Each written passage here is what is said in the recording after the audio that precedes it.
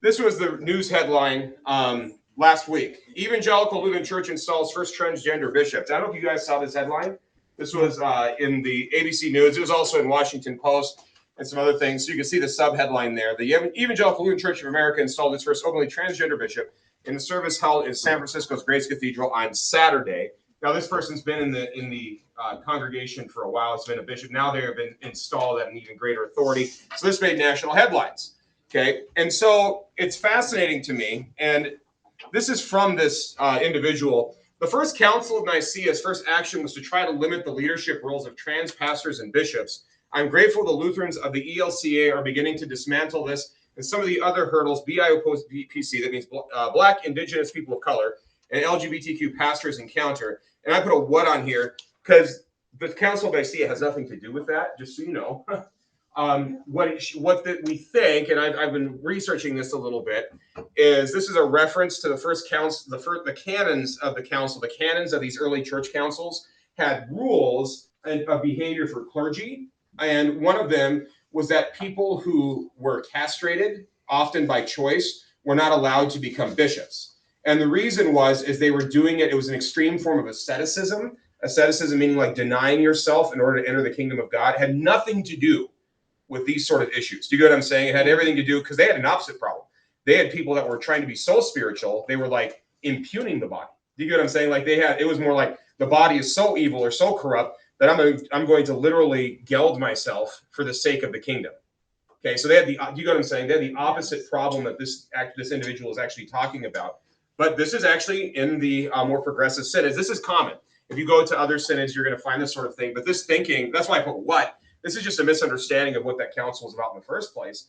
And then second of all, since 325 AD, which is when that council was, and 381 in Constantinople, when we've had our creed, basically, are we all of a sudden smart and we have 1,500 years of church history that was dumb before us? Like, what? I mean, this sort of language is just odd to me.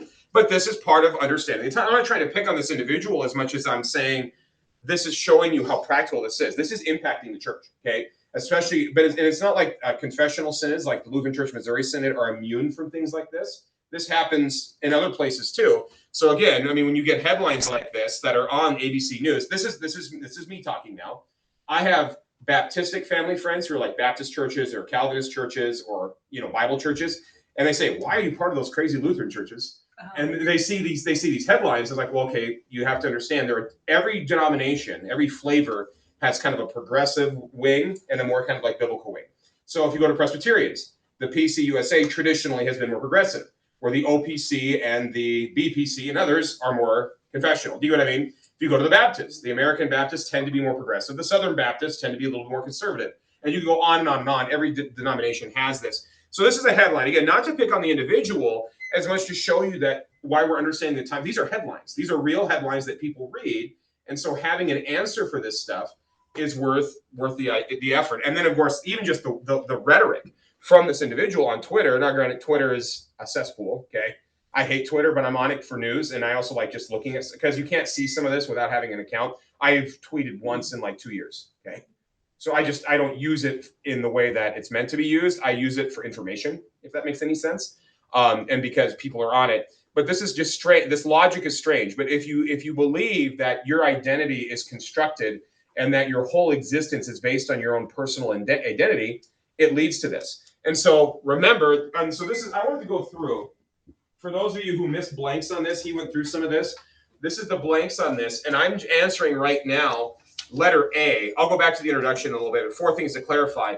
The modern person is characterized by, and that blank there on letter A is expressive individualism.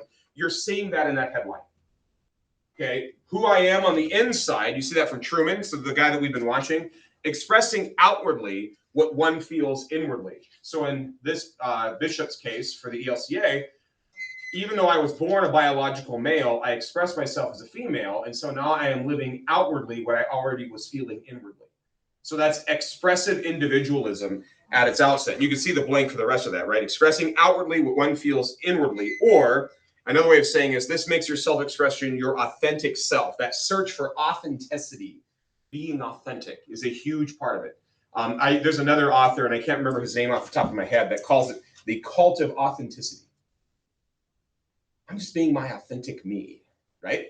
That's very much part of this expressive individualism, right? So how I feel inwardly is how I should express myself outwardly. And so Carl Trueman believes that that's one of the features. He has four, and the first one for the modern self. Okay, the next one I'll answer in just a second, and I'll rewind it. But I want to show you something from the scriptures about this, because I want to make sure that we stay scripture focused. I was talking to a couple people coming in. I have no interest in and this, I shouldn't say have no interest. In this class, my point is not political, is the best way to say it. I'm not endorsing political parties. I might show a political person who's making a comment that represents the times to show you how it's in the mainstream of the culture. But I'm not using this. I'm not coming up and endorsing parties or candidates. These aren't political statements. These are worldview issues. So in other words, do I have political opinions? Yes. Do I think people should be involved politically? Yes. I mean, there's certain things. We call that the kingdom of the right and the left, okay, in Lutheran theology. But I'm going to do my best to show you that politics is downstream from culture, meaning that we get what we deserve politically, that's actually a symptom of a larger issue, that politicians are trying to get votes, right?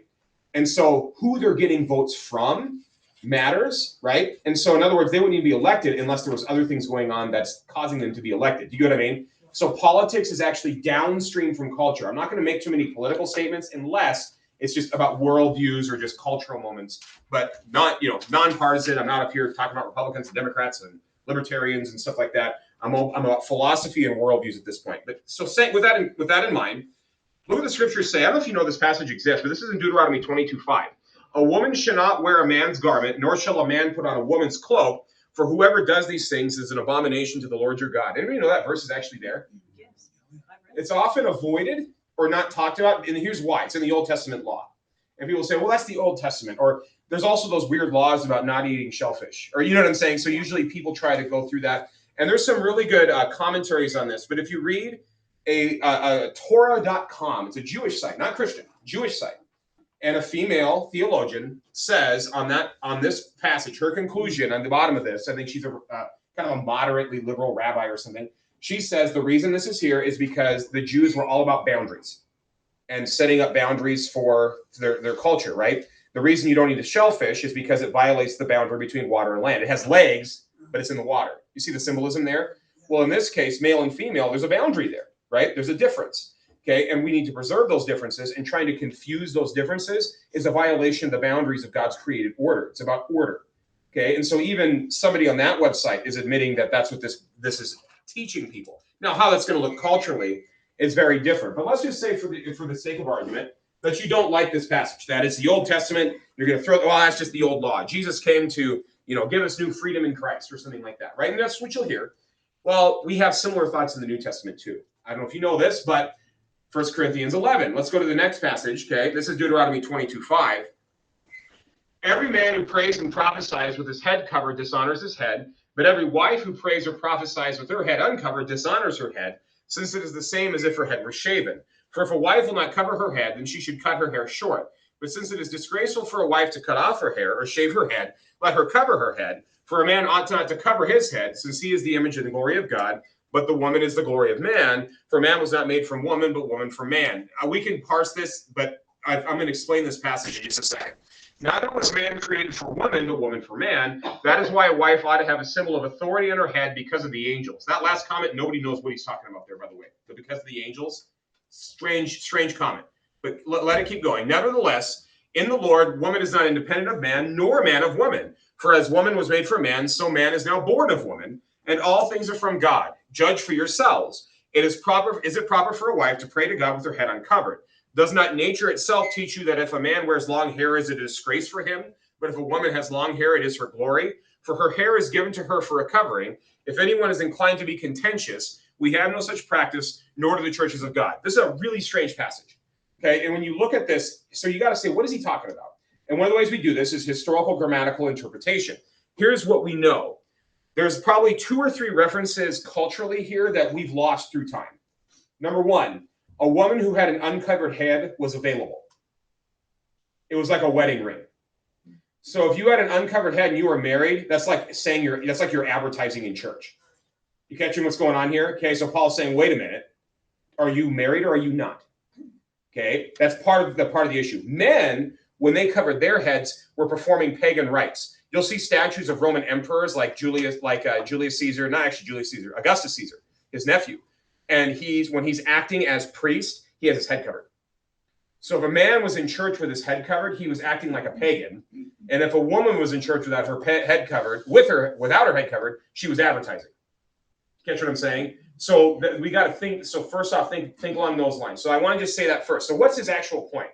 Look at this, what study Bibles say about this passage. So again, this is in 1 Corinthians 11. This is fascinating. This is from the Archaeology Study Bible. Paul desires men to look like men and women to look like women, each sex respecting its created identity and role in both appearance and action. See this? So contextually, he's saying men be men, women be women. That's the overall point. It's going to look different culturally. Okay, how it looks in Kenya and how that looks in Mexico and how that looks in Japan. There will be some cultural differences. But men look like men, women look like women. Okay, act how God's created you. This is from the ESV Study Bible. Although the norms of appropriate hairstyle and dress may vary from culture to culture, Paul's point is that men should look like men in that culture and women should look like women in that culture, rather than seeking to deny or disparage the God-given differences between the sexes. So don't let somebody tell you, again, if this is just contextual, these are scholars that are writing these study Bibles, right? Don't let somebody tell you that, well, it's just in the Old Testament. Do you get what I'm saying? We have this confirmed in the New Testament. The Lutheran Study Bible also makes similar remarks on this issue. Paul is concerned about outward conduct, but also about the roles God has given to each gender.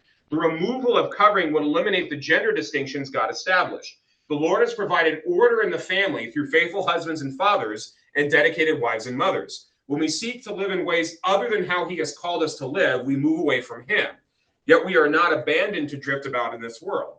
God's Son loved us with a perfect love, sacrificing himself on the cross for us. The forgiveness won for us there cleanses us from all our failures, even when we have failed those closest to us. And there's a little prayer, a devotional prayer. Made new in you, O Christ, we love as you loved and serve as you served. Set our hearts to you to do our will, O God. Amen. So that's so if you have the Lutheran Study Bible, that's under the study notes for this passage in 1 Corinthians 11. So there's a consensus view. Archaeological Study Bible, ESV Study Bible, Lutheran Study Bible. Do you know what I'm saying? Almost all scholars that study this text think that what Paul is saying here is that men need to be men and women need to be women. Are you tracking me on this? So in other words, it's not just in Deuteronomy, it's reconfirmed by Paul later. And it's also confirmed by his use of words like natural and unnatural in Romans 1 and some other passages. I can develop more of this for you if you would like. And so we have an issue here. So how do you, as a church body, for example, look at the news headline, ordain a transgender bishop in that case? What has to happen to you culturally for that to happen? And the answer is instead of looking here at your identity in Christ or looking at the scriptures first, you look within first and then say, God must have made me this way, so therefore it's okay. See how that works? So it's a worldview issue. It's where you start. What's your starting point?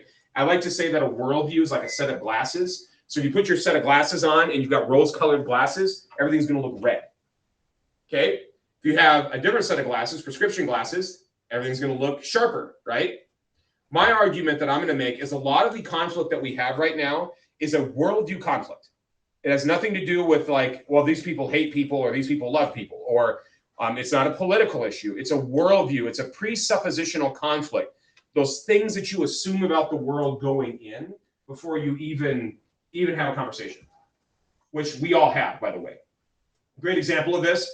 When you woke up this morning, you didn't expect gravity not to work, right? You don't wake up in the morning thinking, I'm going to be on the ceiling. You expect it to work. That's called uniformity in nature. We expect the laws of nature to be consistent, and that the law of gravity in Idaho is the law of gravity also in Japan. So when you fly to Japan, the law of gravity doesn't cease. It still exists. That's called uniformity in nature. Almost every human being assumes a certain degree of uniformity in nature. Another way this works is when I look at the Andromeda Galaxy, 2 million light years away, you can see it with the naked eye when you don't have light pollution, okay?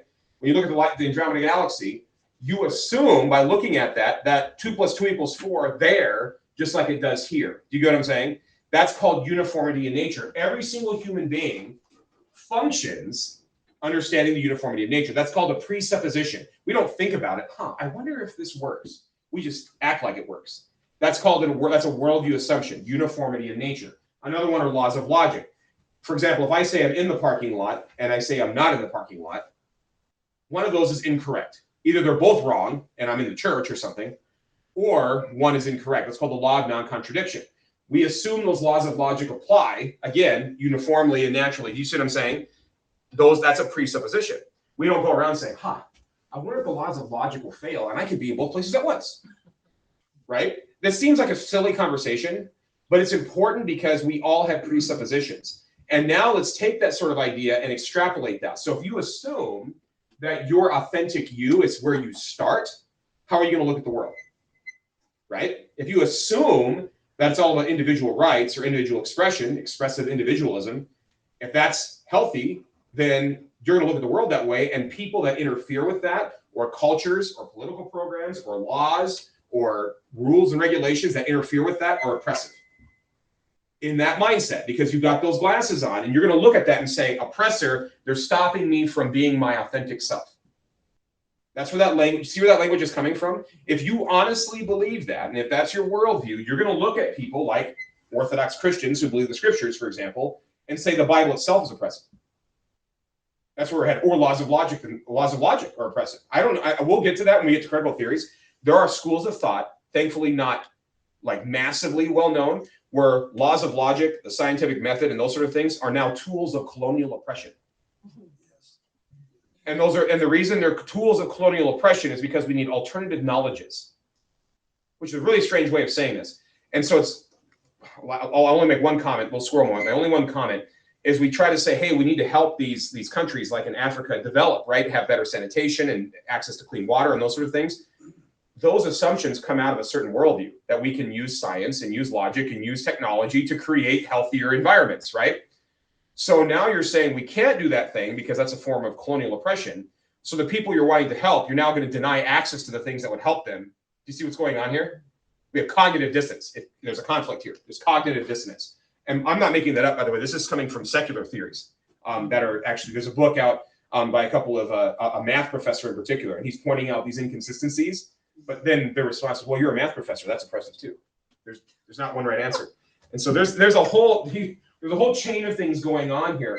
But I think Truman, the reason we're doing the expressive self first is I think Truman's onto something with this, because I think the reason people talk that way is they assume expressive individualism from the outset. They assume that I am me and that I determine my own reality and I determine my truth and I determine my expression. And if you deny me from living my truth and living my authentic life, there we go, you are inherently oppressive. So if you haven't heard that language before, that's where it's coming from. Okay, and I'm going to get you to Truman in a second. Okay, so anyways, on your outline, and for those of you who are following along, and of course, there's no quiz, okay? But if you want to keep track, so where we ended on this, we kind of ended on B. So this first one, we had, according to Carl Truman, we live in revolutionary times. And then the second one was, the thinkers in this study are from the last 300 years. He goes back to the 1700s and then goes forward. Now, like any revolution, it takes a while. It's not like the first generation we're running around crazy. It takes decades, generations for some of this stuff to come into fruition, right? Karl Marx is writing in the 1800s. Charles Darwin is writing in the 1800s. You know, Sigmund Freud's writing in the late early 1900s. It's not like everybody that read him said, oh, yep, this is true. It took, you're right, it took a while for this stuff to percolate in the culture. And so you don't really see it until 40s, 50s, 60s, 20th century that starts to become even more popular, right? And so that's why it's like, well, this stuff's really old. It's old, but it takes a while to root itself into the popular imagination, right? So let's look. And the other blank. So modern person, you already have it. Expressive individualism, expressing outwardly. I did that. The second one, the modern person sees happiness as an inward sense of psychological happiness or psychological satisfaction. Okay. What makes me happy? What makes me fulfilled? The analogy that Truman used, for those of you who are with us, is job satisfaction. That he talks about his granddad who worked in a steel factory or a sheet metal factory. And he said that would have been the most tedious job ever. But if he would have asked his grandfather, hey, do you get satisfaction in your work? He would have said, well, yeah, it puts food on the table, allows me to give shoes for my kids, allows them to go to school, provides. You see how he answered? And it's outwardly directed. So it's right. So satisfaction, that's your blank there, used to be outwardly directed. Today's satisfaction is now inwardly directed. So as Truman says, instinctually, what happens to me is I see that and I go, I get a real kick out of teaching. See how it's about him? And it's not that that's evil or wrong. It's just showing how this is part of our shift. It's not that you shouldn't be satisfied in your job or that you can't enjoy it. That's not what he's saying. He's saying that if you view your existence not only as an expressive individual, but also your internal happiness, put those, see where he's going with this? Start putting this stuff together. Okay. And so they don't exist in a vacuum on this. I want to go to the next one now. So where we picked up was there, and I rewound it a little bit.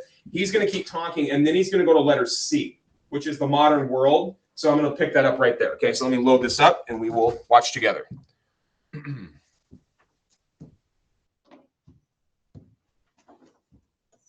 Sense of psychological well-being. Yeah, well-being, you say it that way. We live in a world now where happiness is not as it was for my grandfather, something achieved by looking outward. It's something accomplished by looking inward. And that's a function, of course, of my first point, expressive individualism, the idea that the inner life is really what makes me me, and is the really important thing in my existence. My inward sense of happiness comes from being outwardly who and what we feel ourselves to be inwardly. So the second point then, a modern person sees happiness really in psychological terms as a sense of inner psychological well-being. The third point, it's letter C. The modern world sees all things immanently. Maybe I should spell that just so that you make it clear that I'm talking here about immanence. I-M-M-A-N-E-N-T-L-Y, immanently. What do I mean by that? Well, the great Canadian philosopher Charles Taylor talks about what he calls the immanent frame. What does he mean by that? He means that we live in a world now where everything is to be understood in terms of the limits of the material world. That there is nothing beyond this world that provides this world with its meaning or sense. Again, you might say, well, isn't that how everybody thinks? Well, I'd say no. You don't have to go back very far to find people who didn't think that way. Think about living in the Middle Ages. If you lived in the Middle Ages and you were wandering through a wood late at night, you'd be terrified about being carried away by the goblins. That strikes us as bizarre now. But that sense of the way the supernatural pervades the natural was very, very strong in the Middle Ages. If you'd been caught in a thunderstorm, you would not have thought of the thunderstorm as a natural occurrence.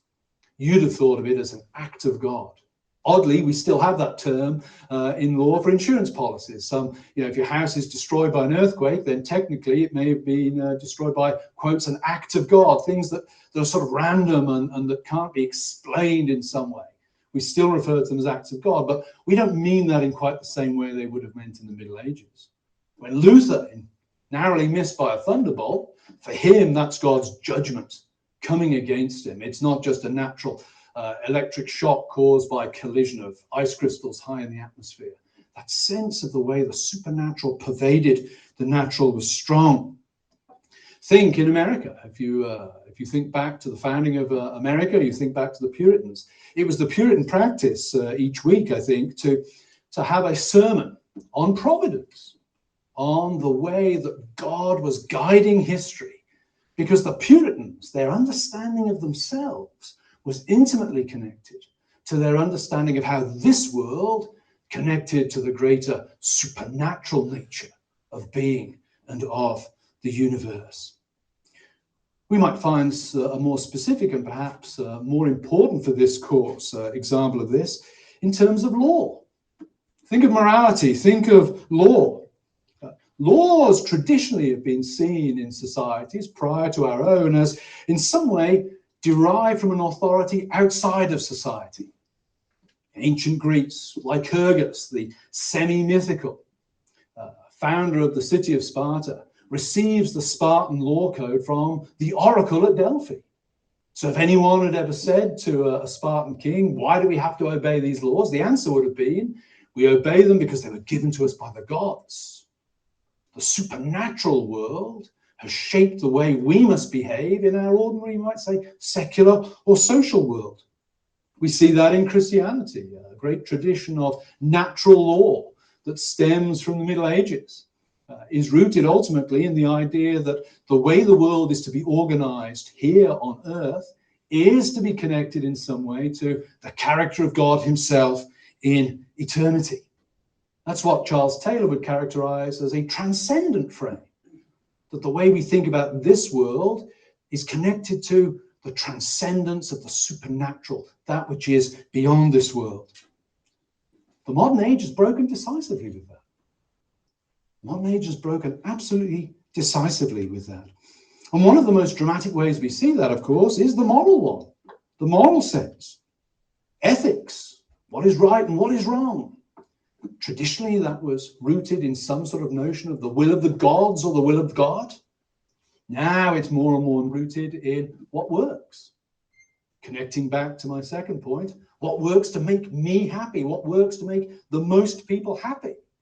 That's become the way in which moral thinking, ethical thinking is driven, as we shall see in later lectures. That's an immanent way of looking at the world. And that marks us off from those who have gone before us.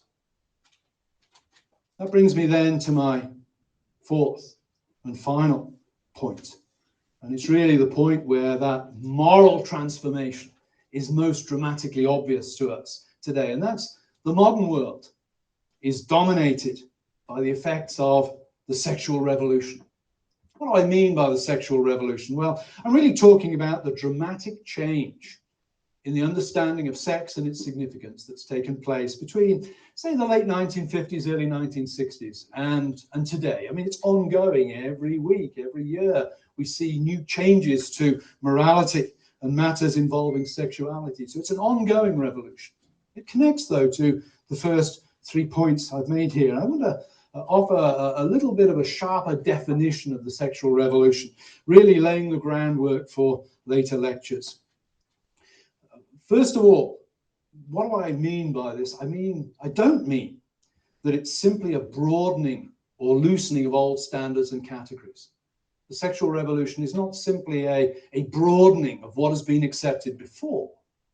It actually involves a fundamental overturning and repudiation of what has been done before on the grounds that traditional morality isn't actually healthy at all.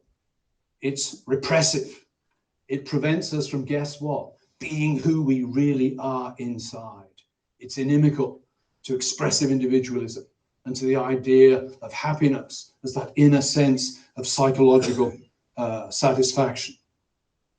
So what do I mean by this overthrowing of traditional standards? A couple of aspects to this. First, it involves, let's say, not simply a rejigging or a broadening or a redefinition of old categories. It involves their fundamental overthrow or rejection. Think of modesty, for example, the concept of modesty. It's a long tradition, especially in religiously conservative circles, a long tradition of debates about modesty, and it tends to come down on the whole to how long can a skirt be, or how short can a skirt be before it isn't modest? Should women wear bikinis or bathing suits at the seaside? Those are the kind of debates that have gone on within Christian circles, within conservative Jewish circles, within Mormon circles, time immemorial. But notice that today the very notion of modesty is actually deemed ridiculous. What we're seeing in society today on the whole are not debates about what is and is not modest. The whole idea of modesty is completely ridiculous. I'll give you a cultural example from a few years ago. I've never seen the film, The 40-Year-Old Virgin. Never seen it. But I know it's a comedy just from the title. How do I know that? Well, I live in a culture where virginity is not regarded as a virtue anymore. 40-year-old virgin is regarded as a ridiculous thing because that person has somehow not fulfilled what they should be as a true and genuine human being. Virginity has come to look intrinsically ridiculous in the culture at large. And that's a fascinating move. It reflects deep changes in the culture. As I say, not simply an expansion of what people have thought before, but a fundamental rejection of what people have thought before. And again, not unrelated to my earlier points, particularly the third one, because modesty and notions of modesty were traditionally rooted in what?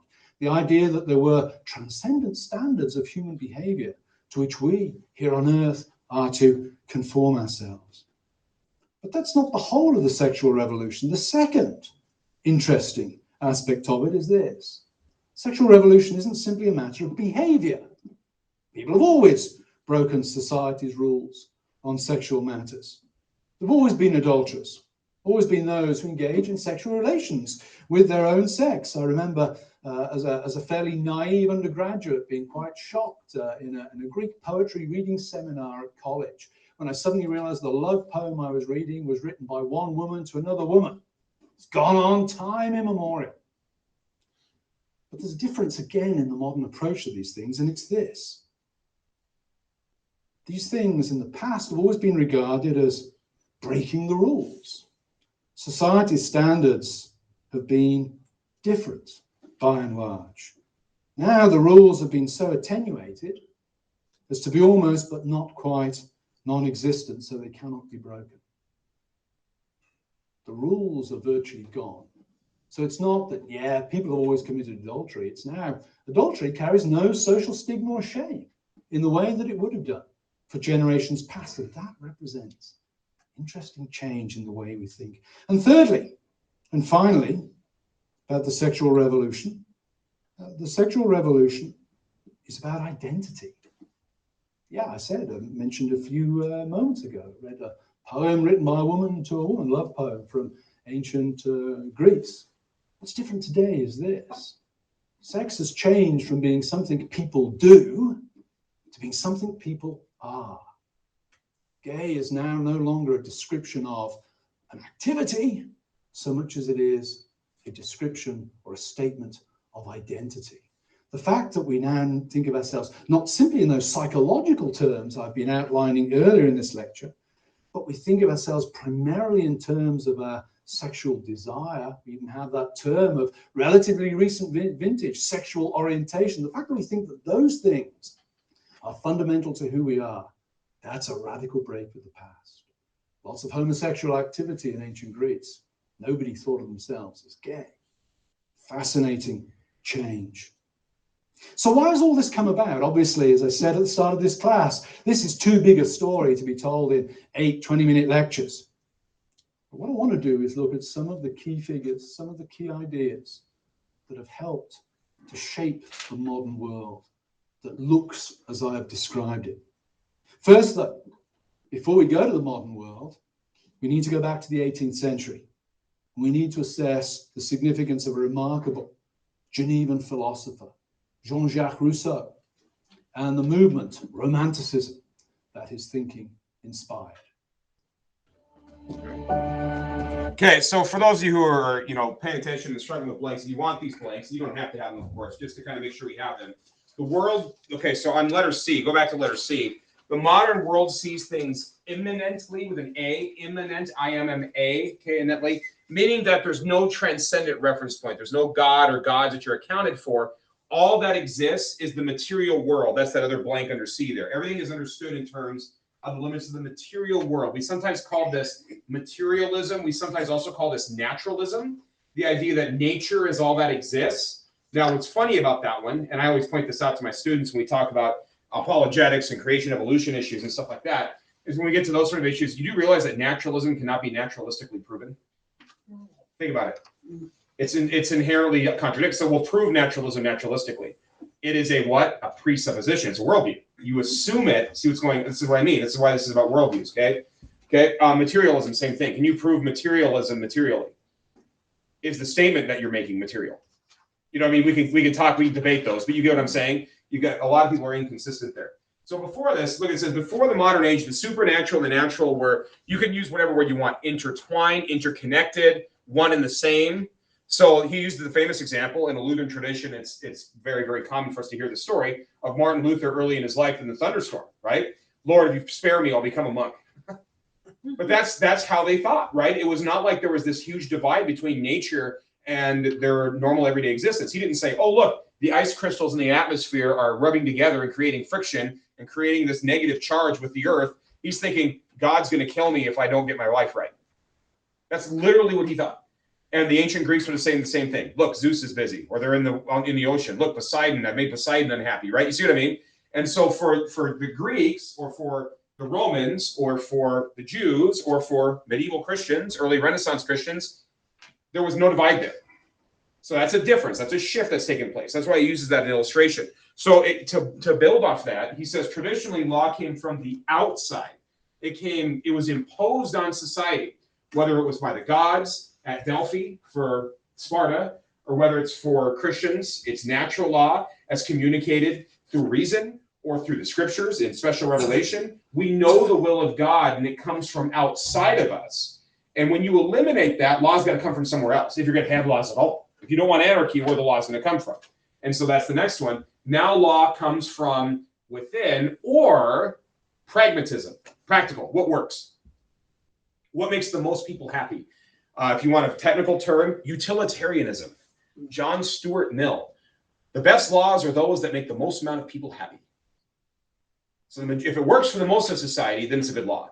But if it doesn't work, we should change. So there's no eternal standard. The laws can change as society changes. Whatever works for the vast majority of people, that's the best thing. John Stuart Mill, John Dewey, who invented the Dewey Decimal System. A lot of those it's very American philosophy, pragmatism, whatever works. Okay, so John Dewey's another one. John Stuart Mill, that's very much that pragmatism idea. So since we don't have an outside frame, let's just make it work, because we are only accountable to each other, or we all have to live here, sort of thing. Okay, so then letter D, the modern world is dominated by the sexual revolution, or the effects of the sexual revolution. And the way he says this is there has been a dramatic change in the understanding of sex and its what? Significance is the word. And I love that he uses that word. There's a significance about it. It's not just a recreational activity. There's a significance about it, okay? Especially since he says late 50s, but really 60s, okay? 1950s and 60s. And it's still been going on. You know, somebody will say, well, back in the 60s. Like, well, the 60s never really ended, if you think about it. Right? There was some stuff that happened. And if you want to be precise, it's like late 50s. You have books published like The Feminine Mystique and stuff like that. So there's some stuff that kind of goes before that. And again, all these are built on each other. But that's what he's talking about, okay? The sexual revolution is not a mere broadening. It is instead an overturning of what has been done before. It's an actual, we're just going to completely turn it over. It's not enough to just kind of add some things to it. We need to completely turn it over. So it is a overthrowing, or a repudiation, or a rejection. This is number one under D here. A rejection of old categories. He uses a variety of different adjectives there. And then letter two, then, it's not just what? Behavior. It's about identity. And that's that other blank. They're all related to each other. Sex has changed from something that people do, but instead is now what people are. That is a huge difference. So when he looks back at ancient Greece and Rome, yeah, you can find homosexual behavior in ancient Greece and Rome, right? You can see it. That's why Paul's writing about it, 1 Corinthians 6 and other places, because they saw that sort of stuff. That's why in the book of Leviticus, there's prohibitions against it, because it was, since time immemorial, this has been going on. It's not like it's new, okay? What's happened is people have said that behavior is not something I do, it's who I am as a person. That's a huge shift, and I think he's right to say it. And that word orientation, did not exist until like the late 1800s. I think it was a German sociologist or somebody that identified it and used it as a term, as an actual category. That category did not exist. And so Christian, this is where I'm going to give you some practical things. I try my best as a Christian teacher and as somebody who holds to the Christian worldview to avoid using the word orientation on purpose. I might say the word, for example, same-sex attracted, because that's a desire, right? I might say somebody who struggles with same-sex inclinations, or somebody, you know what I mean? I might say something. I don't use the word orientation because I think that's a modern category that says your identity is found in your desires. And I think that makes us animals, personally, because it means that you are no longer are you somebody created in the image of God, accountable to him. No longer are you able to transform and change, and no, you are bound to your animalistic urges. So really, it's back to that immanent frame thing. Nature is all there is. You're just another higher animal. And if you're just another higher animal, then you're just beholden to your desires. See how these all kind of connect? I think he's right about this. And this is why I love this. This is helping me think. And it's adjusted the way I teach. I used to just kind of roll with these and just say, okay, how can a Christian speak to this? And so that's why I don't like terms like, and this is just me personally, okay? If you have your own family situations, that's one thing. I don't like using terms like white Christian, black Christian, gay Christian. Are you in Christ or are you not? Why is there a modifier? Do you see what I'm saying? Because now you're saying that your personal identity somehow is transforming who you are in Christ when it should be the other way around. Christ should be transforming you. You see what I'm saying? You've reversed the order. It's instead a Christian who struggles with X. You are a Christian who happens to be African. You're a Christian you see what I'm saying? You're taking something that is not fundamental and making it your fundamental and then trying to baptize it. That's a problem. But it's hard for us to unpack that noodle, so to speak, because we all live in this. This is a presupposition of the culture. And even if we do our best, we're still impacted with it because it's just how we're raised. And it's how we're bombarded in the media. It's how our neighbors think. It's how our churches think in some cases. And so to extricate yourself from that thinking is very, very difficult to do.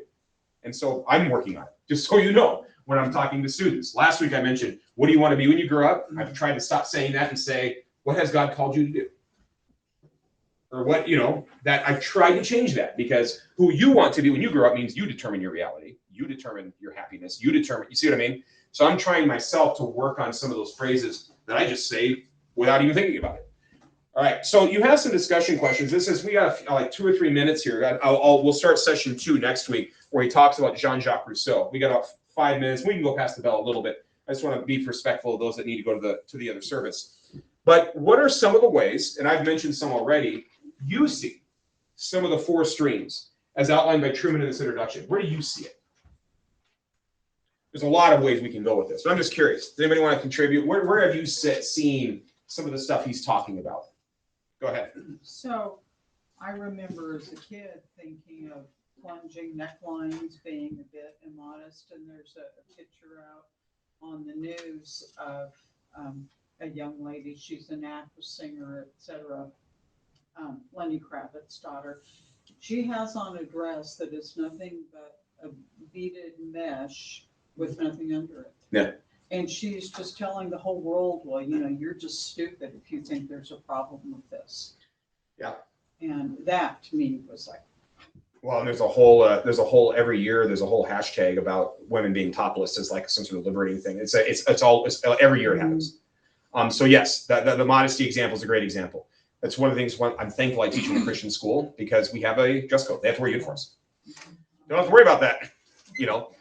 Do the girls kind of try to, every once in a while test the limits on how high they can wear their skirt? Sure. But it's very minimal compared to what usually I would be dealing with, right? So I am thankful for that. As a male teacher with 18-year-old girls, I'm thankful that we have a dress code. Just telling you that. Just being honest, it's just nice not to have to worry about those things. And so that's one way we are counterculture as a school. We don't even have to try hard. We just make them wear things. You know what I mean? And it's already countercultural. I'm thankful for that. I am. And actually, if you ask the students, they won't say that they like it when they're in it, but then they appreciate it later. And the reason they do is think about the social pressure of conform, like wearing the latest thing, wearing the competition. And so I can afford the greatest and newest clothes, but this student can't afford those clothes, right? It's an equalizer. You see what I mean? So I do like that. Any others? What are some other examples where you've seen it? Go ahead, Rachel. When I was in high school, your skirt could not be any shorter than if you knelt down, the bottom of it had to touch the floor. No. And they would take you in and measure. We have the arm length thing, the tip of your fingers. That's the thing. I joke with people because I have like little T-Rex arms. I was like, well, my daughter, you're gonna have to do longer if she was at school, because she's gonna, she's got these little A's arms. You gotta extend that down. Mm-hmm. So I'm just messing, because I got the short arm thing. Maybe they'll get my wife's arms, be luckier, then it'll be more appropriate. So yeah, go ahead, Ralph. What are you gonna add? When I was in the service, all of a sudden, and she didn't recognize this. Tattoos were verboten. If you got caught with a tattoo, I remember being in Hong Kong. One of my friends got a tattoo. He was actually brought up on charges for destroying government property. We were rather astonished, and it didn't happen often, but right. Creative use of charges. Yes, and going fast forward, when I became a police officer, you couldn't be hired if you had any visible tattoos, and because they were having trouble hiring, they said, okay, if you can have some visible tattoos, you can cover them. So we all had to wear long sleeve wool shirts in the hot Los Angeles city. Now, if you look around today, and it was always considered kind of you were maybe not quite so sophisticated if you had tattoos or several of them. You might have Marine Corps League or something, but now you see people walking around, they look like walking graffiti boards, and they're proud of it. And I find myself sometimes I'll be looking at this and somebody will say, what are you looking at? Well, I wanted to see what that tattoo said. You did want me to see it, right? You know? Yeah. Well, that's fun. That's a really good example. I'll give you 2 examples. Maybe I'll try to find some video examples of this too, of expressive individualism. Tattoo's a great example because if you're only accountable to yourself and it's about self-expression, well, my body's a canvas.